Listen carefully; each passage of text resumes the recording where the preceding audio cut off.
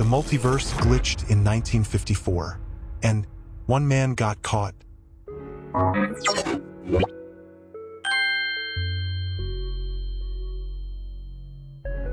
Imagine landing at an airport showing your passport and being told your country doesn't exist.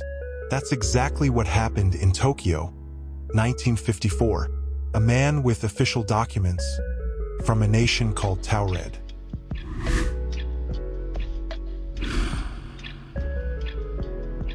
Never heard of it? Neither had the Japanese immigration officers. And yet, the passport looked real. So who was this man? A fraud? A spy? Or a time traveler who slipped into the wrong timeline?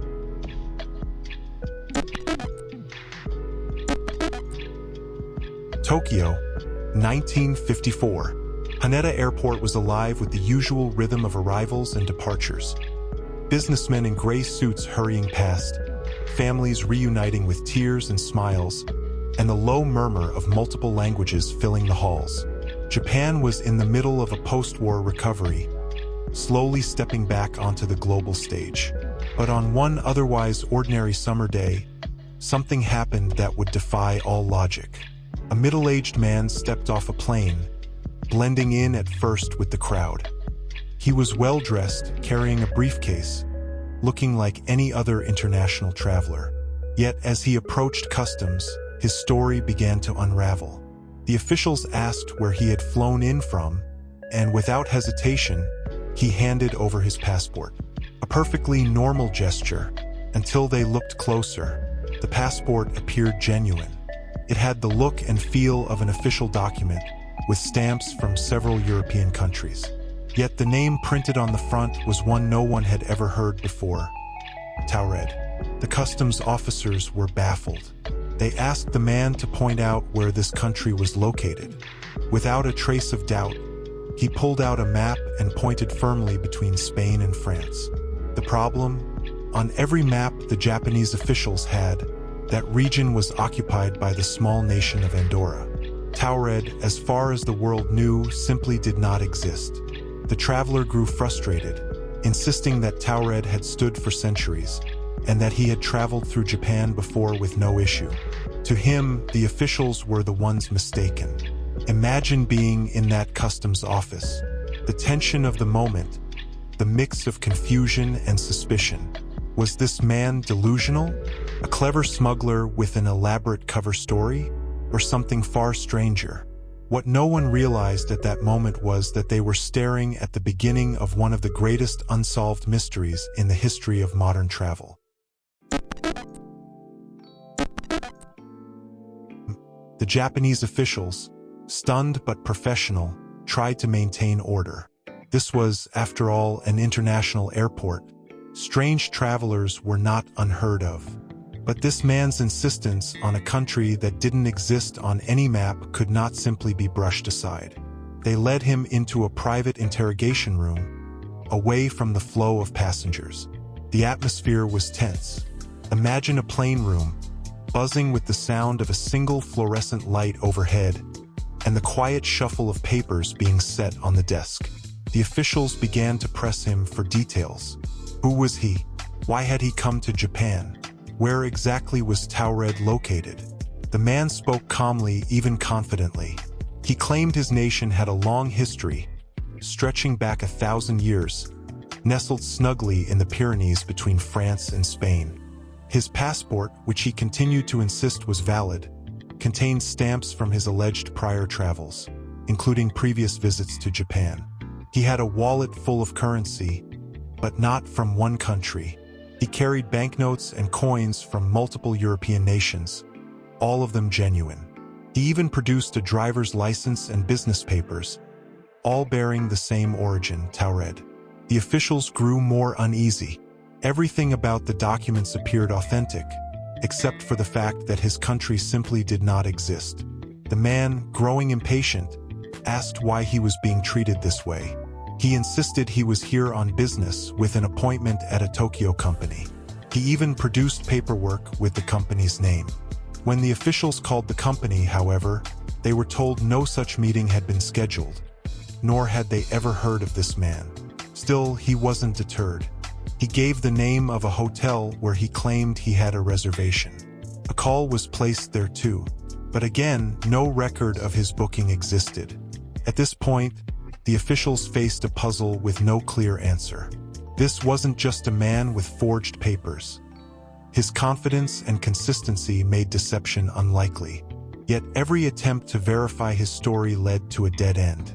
Was he a criminal? A con artist? Or, as some would later suggest, had he somehow slipped into our reality from a parallel world, one where Taured truly existed? Despite their confusion, the Japanese authorities followed protocol. They could not allow the man to simply walk free. For security reasons, he was escorted to a nearby hotel under guard. He was given a private room several floors up. Outside the door, 2 immigration officers were posted to ensure he didn't leave. The man seemed cooperative, though still visibly frustrated, and he agreed to stay overnight while officials sorted out the matter in the morning. The door was locked. The windows, according to reports, were unopenable from the inside. The room was secure, but when officials returned the next day, the unimaginable had happened. The man was gone. His bed had been slept in. His belongings remained where they had been placed, but he himself had vanished. The guards swore no one had entered or left the room. There was no sign of forced exit, no broken locks, no open windows. He had simply disappeared into thin air. Authorities launched an immediate investigation. The hotel was searched from top to bottom.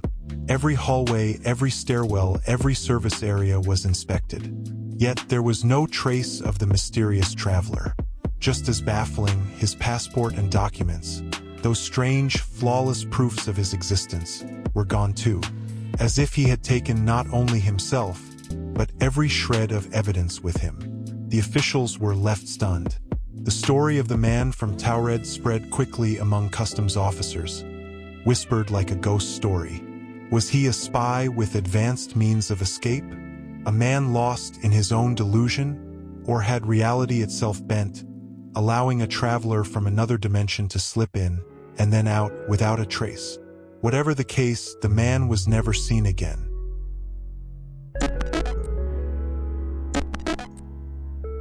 Over the decades, the legend of the man from Taured has only grown. Each retelling adds a new layer of intrigue, a new question left unanswered.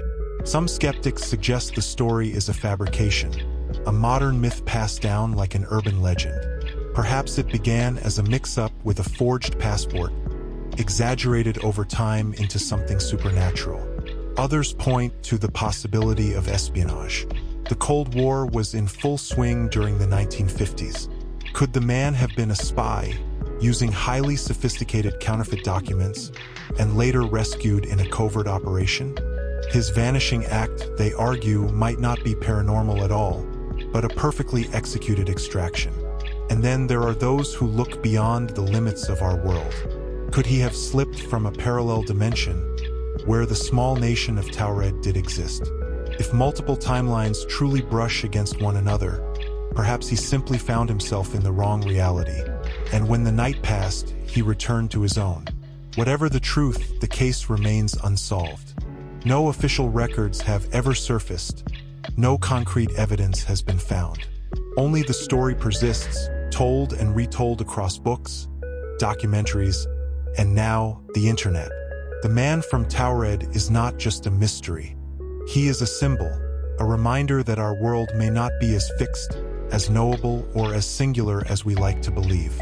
Because if one traveler from another reality could walk among us once, what's to say it hasn't happened again, or won't happen tomorrow? What do you think? Was he a clever fraud, a Cold War spy, or a true traveler between worlds? If you enjoyed the story, check out our Time Warp Tales shorts, bite-sized glimpses into history's strangest glitches. And don't forget to subscribe, because the timeline is full of mysteries waiting to be uncovered.